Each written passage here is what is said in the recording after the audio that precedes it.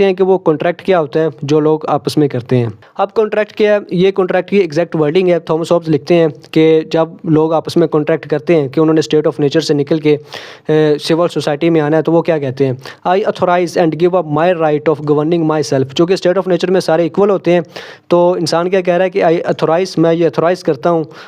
To and give up my right, और अपना right मैं गिव अप करता हूँ गवर्निंग माई सेल्फ, कि जैसे मेरी मर्जी हो वैसे मैं करूँ। अब इस राइट को मैंने ख़त्म कर दिया है। टू दिस मैन, यानी या तो वो बादशाह हो सकता है, और to this assembly of man, या वो ज़्यादा असेंबली ऑफ मैन हो सकती है। On this condition that thou givest up thy right to him and authorize all his actions in a like manner,